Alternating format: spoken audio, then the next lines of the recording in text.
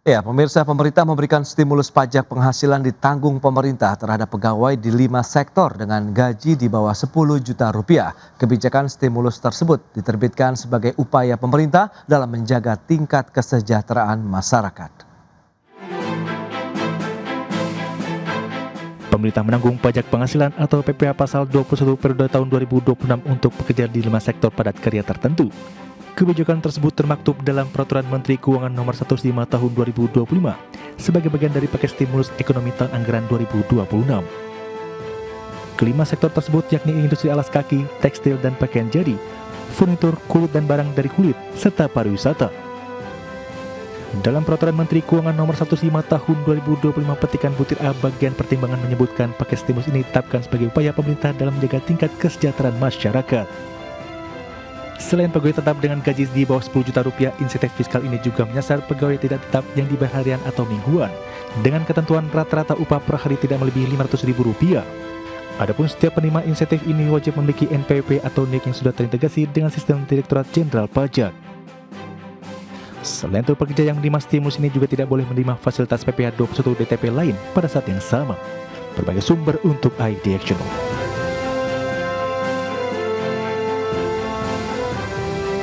Baik pemirsa, untuk membahas tema kita kali ini, pembebasan pajak penghasilan dorong daya beli pekerja, kita sudah tersambung melalui Zoom bersama dengan Ibu Hosyana Evalita Situmorang, Ekonom PT Bank Danamon Indonesia Tbk, dan juga Bapak Timbul Siregar, Sekjen Organisasi Pekerja Seluruh Indonesia. Langsung saja kita sapa ini. Halo Bu Hosyana, apa kabar?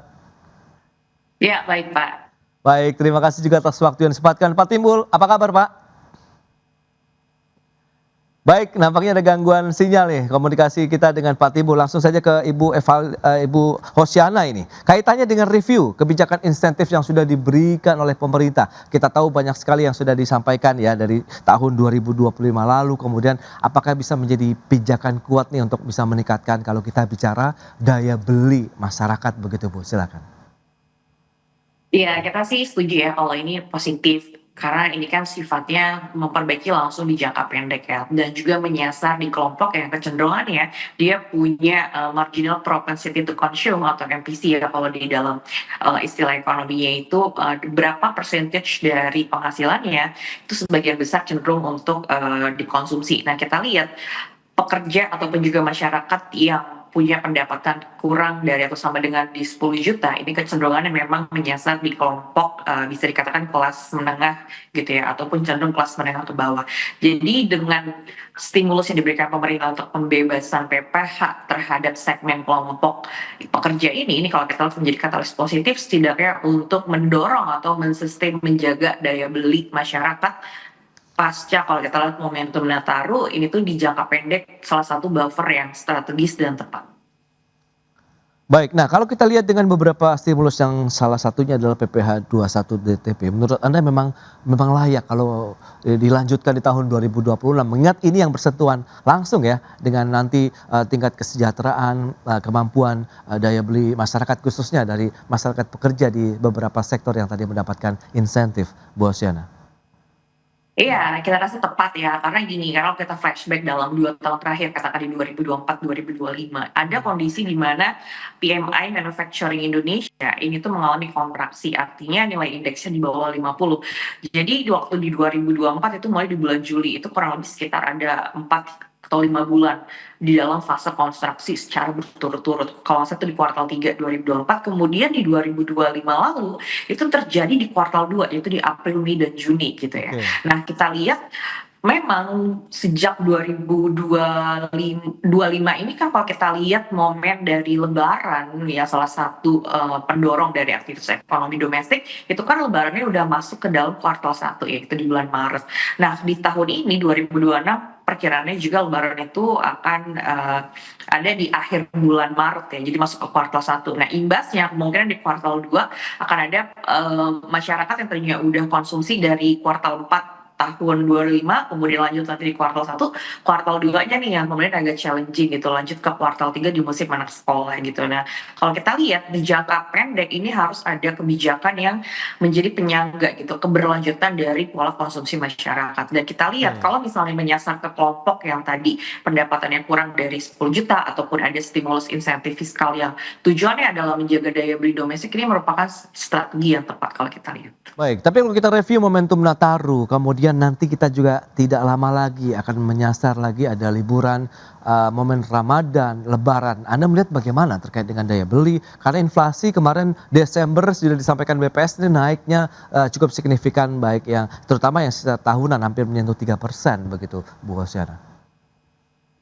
Iya, jadi kita lihat memang secara tahunan itu di 2,92% ya, itu memang, bisa dikatakan tinggi, tapi sebenarnya gini, itu ada faktor low base effect, artinya di tahun Oke, 2025 di bulan Desember, itu realisasi inflasi kita ada di 1,57% ya, secara tahunan. Jadi karena di tahun lalu di Desembernya itu rendah, maka kalau kita bandingkan secara tahun ke tahun, pembaginya menjadi lebih kecil, jadi dapatlah angka secara tahunannya itu besar di 2,92. Namun balik lagi ketika kita breakdown lebih detail, memang secara bulanan inflasinya ini juga lebih besar gitu ya dari konsensus. Jadi perkiraan konsensus di kisaran 0,2 sampai 0,5, datang realisasinya di 0,64% gitu ya ya. secara bulanan. Ini juga menunjukkan yang momen seasonal dan kita lihat harusnya ini positif karena kalau kita bandingkan dengan kondisi di tahun sebelumnya bulanan yang melandai karena ada normalisasi harga pangan. Jadi kita lihat di tahun 2025 Desember yang rilis kemarin itu kalau kita lihat sebenarnya ya ada perbaikan di tengah inflasi intinya yang kalau kita lihat melandai di 2,38, pasca sebelumnya tuh inflasi intinya cukup besar gitu. Artinya apa? Artinya kalau inflasi intinya juga melandai, ini ada potensi memang secara volume permintaannya naik di tengah harganya kalau kita lihat relatif terkendali ya. Terlepas kita tahu gitu ya, Oke. penyumbang dari inflasi secara bulanan ada komoditi, harga perhiasan, harga emas gitu ya. Di tengah kalau kita lihat ya tadi beberapa harga bahan pangan dan volatile food-nya juga yang masih mengalami peningkatan. Tapi terlepas dari itu kita lihat setidaknya momentum dari inflasi yang bisa terus meningkat. Ini walaupun ya tadi harga emas gitu ya perkiraan masih naik karena adanya geopolitik ya kembali meningkat gitu ya.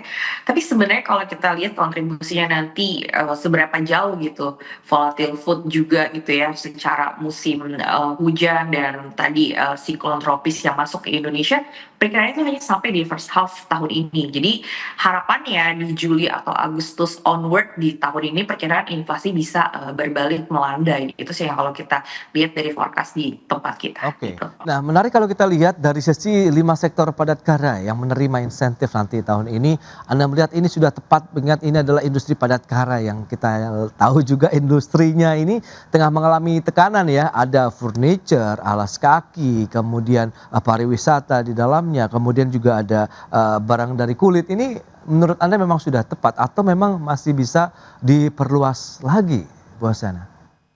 Iya, jadi ini sebenarnya kalau kita lihat kebijakan pemerintah ini mulai diperluas ya. Jadi kalau kita Oke. lihat di tahun 2025 lalu di semester 2 kan ada kebijakan yang lebih menyasar ke sektor HoReCa gitu ya, hotel, restoran, dan kafe dan sekarang ini ditujukannya lebih meluas tadi ke 5 sektor yang disebutkan. Sebenarnya yang kita juga mau highlight adalah tadi seperti di awal di-mention adalah untuk pekerja gitu ya. Ini kan konteksnya adalah pekerja individu gitu. Alangkah baiknya juga kalau pemerintah itu melakukan penyesuaian. Jadi misalnya gini, bisa aja dalam suatu rumah tangga itu hanya satu orang yang bekerja gitu. Sementara dia mungkin punya tanggungan yang banyak. Nah, apakah pemerintah itu bisa melihatnya lebih secara household, artinya rumah tangga gitu. Karena gini, kalau misalnya konteksnya adalah pekerja gitu ya, bisa aja dalam satu rumah tangga ini tuh ada dua hal yang bisa signifikan berbeda gitu. Misalnya gini, satu rumah tangga dia punya 3 orang yang bekerja dengan upah di bawah 10 juta. So, otomatis Oke. kalau dia ada di dalam 5 sektor yang mendapat insentif, berarti kan dia bisa masuk nih mendapatkan stimulus tadi Ya, ya. PPH DTP itu. Sementara kalau kita lihat di satu sisi lain ada pekerja yang hanya satu pekerja gitu, tapi di dalam rumah tangganya itu mungkin dia punya tanggungan sebanyak 5 orang. Jadi ini kan ada suatu imbalances ya, maksudnya ketidakseimbangan yang, terjadi gitu. Jadi, mungkin nanti selanjutnya adalah perluasan dari, household-nya gitu. Nah, tapi memang ini masih challenging ya, artinya Ya. apakah, pemerintah udah siap gitu ya dengan infrastruktur dan basis datanya. Tapi sejauh ini di jangka pendek, ya kalau kita lihat sih, sudah tepat gitu kalau misalnya pemerintah sudah memperluas dari sektor yang mendapatkan insentif. Oke, nah kalau kita bicara mengenai sektor padat karya sebagai penerima stimulus PPH-DTP begitu ya di tahun 2026 ini, lantas bagaimana dengan kemampuan masyarakat kelas menengah kita begitu? Mengingat ini kan juga yang sekarang harusnya menjadi concern juga nih perhatian dari pemerintah. Kalau kita tahu yang bagian atas juga sudah ada insentif di sana, masyarakat bawahnya sudah ada. Nah, yang masyarakat Betul. kelas menengahnya ini seperti apa? Iya, jadi sebenarnya memang kelas menengah ini kan yang salah satu kalau kita lihat populasinya juga cukup besar ya, maksudnya di dalam, struktur rumah tangga, kalau kita atau kelompok kelas menengah yang ada sebagai bagian dari masyarakat di Indonesia gitu. Jadi memang Oke. pastinya challenging buat pemerintah untuk langsung kita bilang ya harus tepat sasaran gitu ya. Ya kita mengakui kalau ini cenderung challenging gitu. Nah tapi di sisi lain yang kita lihat belajar juga dari perkembangan inflasi di awal tahun 2025 lalu, itu kan pemerintah memberikan subsidi listrik ya untuk di kelompok kalau kita lihat di maksimal itu di 2.200 ya. Jadi mereka yang kalau kita lihat KWH meternya itu masih masuk di level tersebut itu masih dapat. Nah, Oke. balik lagi kelompok kelas menengah kan kemungkinan juga kalau kita lihat secara rumah tangga pasti konsumsi listriknya Ya. ya bisa berkisar di 1.200 hingga 2.200. Jadi mungkin salah satu yang langsung menyasar ke disposable income. Jadi kalau misalnya Hmm. dia bisa dapat subsidi katakanlah mulai dari 500 hingga 2 juta itu kan sudah cukup terasa kalau kita lihat karena kan yang disebut kelas menengah itu kan yang dalam secara bulanan rata-rata pengeluarannya itu kan sekitar maksimalnya ya itu maksimalnya ada di level sekitar 9 juta. Hmm. Iya gitu. Jadi kalau kita lihat tadi kalau misalnya pemerintah bisa memberikan stimulus misalnya dari biaya listriknya yang diberikan insentif ini kalau kita lihat mungkin bisa lebih tepat sasaran sih untuk Oke. pemerintah memberikan stimulus daya beli yang lebih baik nanti ke kelas Nah, menengah. itu dia. Yang penting juga nanti implementasinya harus tepat sasaran ya, Bu Astiana ya. Sehingga benar-benar Iya. nanti dampaknya dirasakan oleh masyarakat penerimanya untuk 5 sektor padat karya tadi. Kita akan bahas lebih jauh nanti di segmen berikutnya. Bu Astiana, kita akan jeda dulu sebentar ya. Dan pemirsa, tetaplah bersama kami.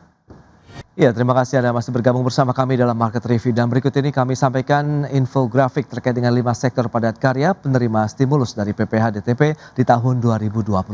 Ini dia seperti yang bisa Anda saksikan di layar televisi Anda. Ada industri alas kaki, kemudian tekstil dan pakaian jadi, ada furniture juga yang menjadi penerima stimulus PPH DTP di tahun ini, dan barang dari kulit serta pariwisata yang diharapkan 5 sektor padat karya ini akan memberikan efek yang cukup panjang begitu, dalam artian efek domino terkait dengan stimulus ini akan lebih luas lagi untuk bisa meningkatkan daya beli dari sisi pekerja kemudian keluarganya juga ya. Selanjutnya kita akan lihat untuk realisasi dan juga target untuk penerimaan pajak kita dari tahun 2020 rentangnya seperti apa, 2021, 2022, 2023, 2024 kita lihat trennya naik terus ya untuk realisasi dan juga target penerimaan pajak kita sampai dengan outlook 2025 ini 2076 triliun, sementara APBN di tahun 2026 diharapkan mencapai 2.357,7 triliun rupiah. Itu dia beberapa data yang sudah kita sampaikan dan kita akan lanjutkan kembali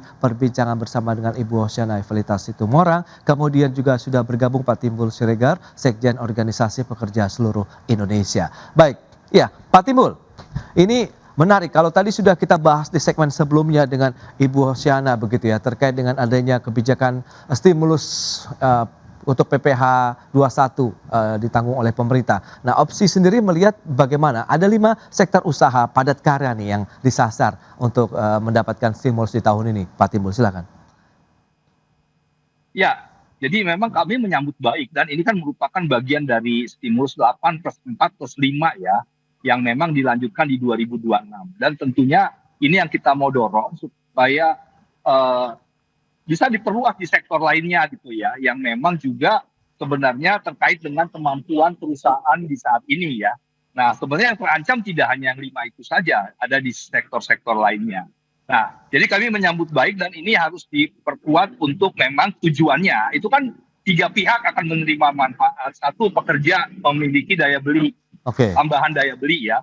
Kalau dia dapat PTKP-nya dinaikkan ke 10 juta kan artinya yang 7 juta, 8 juta itu akan mendapatkan juga. Dan kalau misalnya nol ya, orang lajang itu dia bisa sampai 250 ribuan per bulan dapatnya ya, dan itu merupakan daya beli tersendiri. Nah, kemudian juga untuk pemerintah, untuk pengusaha juga yang membayarkan pajak ya dari pekerja yang dapat clean bersih, upah bersih, itu kan juga akan menambah kemampuan cash flow-nya perusahaan. Jadi perusahaan tidak membayar tapi dia gunakan bisa untuk membiayai hal lain. Nah, ketiga, pemerintah tentunya daya beli yang meningkat ini juga akan meningkatkan konsumsi rumah tangga. Konsumsi rumah tangga kan menukung 53% terhadap pertumbuhan ekonomi.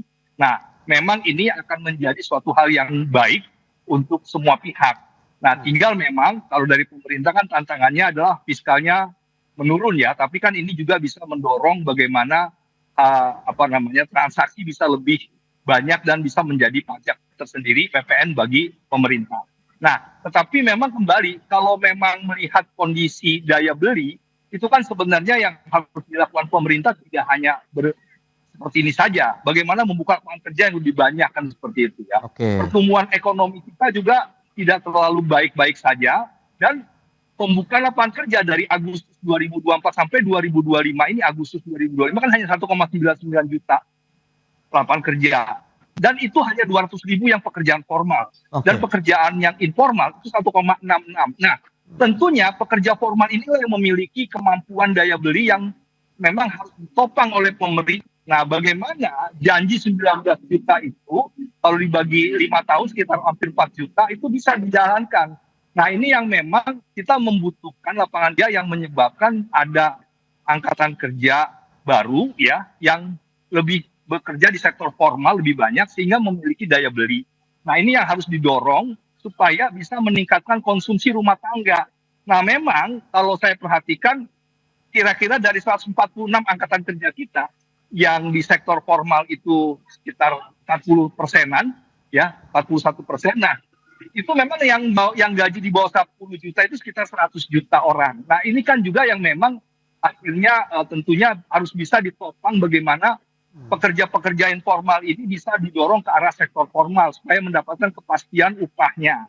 Nah, kalau kepastian upahnya dia akan menjadi pendukung daya beli konsumsi rumah tangga yang lebih baik lagi dan sebagainya. Jadi ini bagus, tapi tidak harus berhenti di sini. Dan yang utama adalah membuka lapangan kerja untuk menopang konsumsi rumah tangga. Investasi menjadi faktor utama untuk membuka lapangan kerja seperti itu. Baik, dari 5 sektor padat karya penerima stimulus, menurut Pak Timbul sendiri sudah tepat tidak? Ada industri alas kaki tadi, tekstil, pakaian jadi, furniture, barang dari kulit, dan pariwisata begitu. Apakah memang ini yang dari sektor kerja yang menyerap banyak tenaga kerja, Pak Timbul?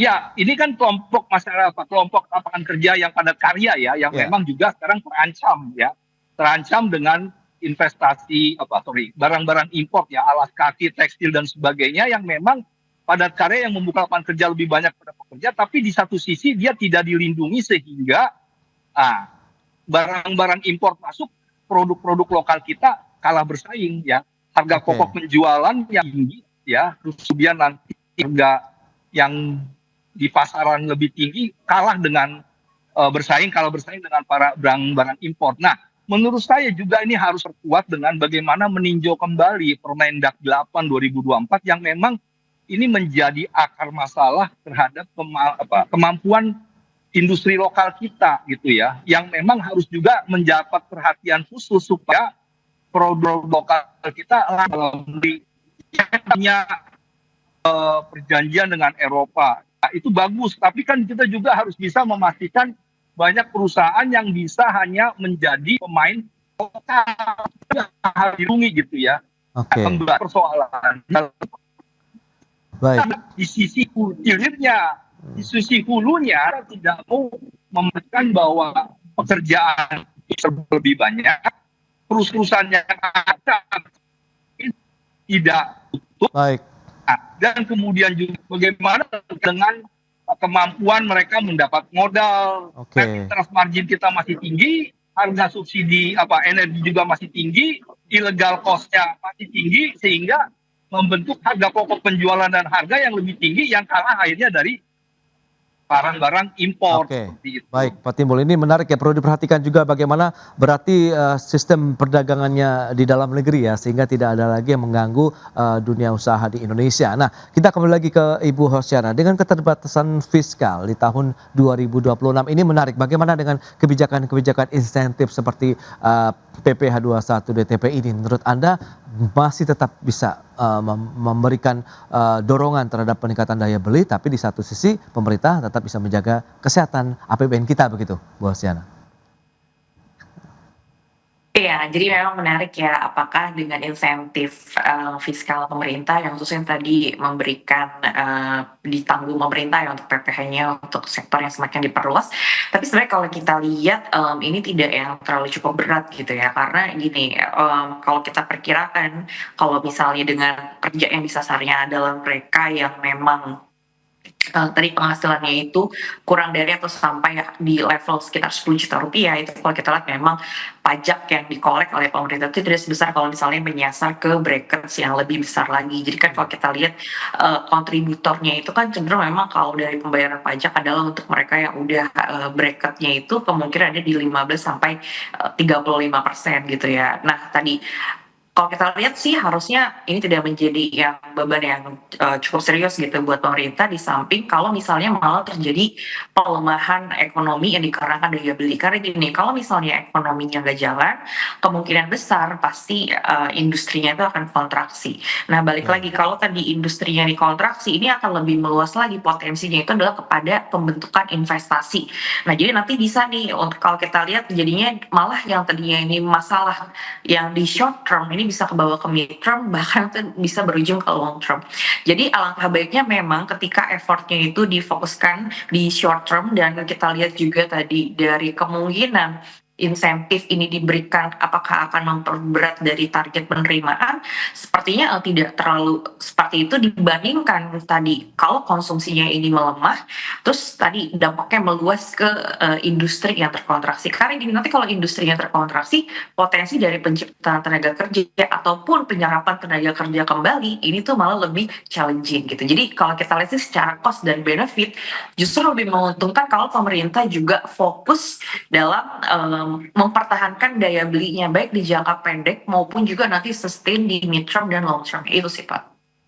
Oke, ini menarik ya, berarti memang untuk kesehatan fiskal kita masih terus dijaga. Terakhir Pak Timbul, harapan Anda begitu dengan ada insentif-insentif yang diberikan untuk para pekerja begitu di Indonesia, bagaimana Anda melihat tahun 2026 ini? Singkat saja Pak.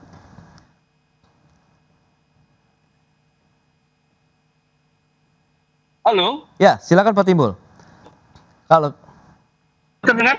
ya, terdengar. Lantas bagaimana Iya. harapan Anda di tahun 2026 dengan adanya beragam insentif yang sudah diberikan? Oke, baik. Sepertinya kita Ya, kembali menurut lagi. saya memang ya. Halo. Ya, Terdengar silakan kan? Pak. Silakan Pak. Singkat Ya, saja. ya, ya, saya sih mendukung sekali. Ya, saya pikir ini harus juga menyasar kepada ya pekerja-pekerja yang mengalami bencana ya di Sumatera Utara, Sumatera Barat, dengan Aceh, supaya walaupun sektornya misalnya di perbankan gitu ya, yang memang juga bisa mendukung daya beli karena daerah-daerah bencana ini akan tinggi inflasinya. Nah, ini juga harus dibuka ya. Nah, kemudian juga bagaimana dengan perluasan ini untuk sektor-sektor yang memang di 2026 juga terancam untuk PHK dan sebagainya, sehingga bisa mendukung industri tetap jalan, pekerja memiliki daya beli. Nah, menurut saya kembali ya, ini kan hanya satu bagian. Yang utama untuk mendukung daya beli pekerja adalah bagaimana dengan adanya peran pemerintah untuk mensubsidi spending pekerja. Yang seperti dilakukan di Jakarta, ada kartu pekerja. Jadi kenaikan upah minimum itu juga kan sebenarnya bagian dari bagaimana pemerintah memberikan subsidi kepada spendingnya pemerintah pekerja. Itu yang bisa mendukung daya beli. Misalnya beli beras dapat diskon 10%. 10% satu persennya 1.000. Berapa kilo dia dapat saving berapa ribu. Dan itu kan menjadi daya beli tersendiri. transportasi. Oke. Dan itu harus dilakukan di seluruh wilayah Indonesia sehingga daya beli pekerja itu yang akan meningkat sehingga bisa mendukung. Ya. Baik, itu dia yang perlu diperhatikan juga selain stimulus yang diberikan kepada pekerja langsung, tapi bahwa juga ada memang- stimulus tambahan begitu ya, yang sudah disampaikan oleh Pak Timbul ya, terkait dengan bagaimana untuk bisa menjaga daya beli masyarakat, khususnya masyarakat pekerja Indonesia di tahun 2026 ini. Sehingga semoga diharapkan implementasinya tadi ya, seperti Bu Osyana sampaikan, tepat sasaran. Baik, Ibu Osyana, kemudian Pak Timbul, terima kasih banyak nih atas informasi, update, dan juga insight yang sudah diberikan kepada pemirsa pada hari ini. Terima kasih. Selamat melanjutkan aktivitas Anda kembali, salam sehat. Terima kasih. Ya, terima kasih. Ya. Mohon maaf ya, terima kasih. Terima Terima kasih kasih. Bu Osya, terima kasih juga Pak Masih. Baik pemirsa, 1 jam sudah saya menemani Anda dalam market review dan berbahari terus informasi Anda hanya di IDX Channel, your trustworthy and comprehensive investment reference. Karena urusan masa depan harus terdepan, aku investor saham. Saya Prasetyo Wibowo beserta seluruh kerabat kerja yang bertugas pamit undur diri. Terima kasih, sampai jumpa.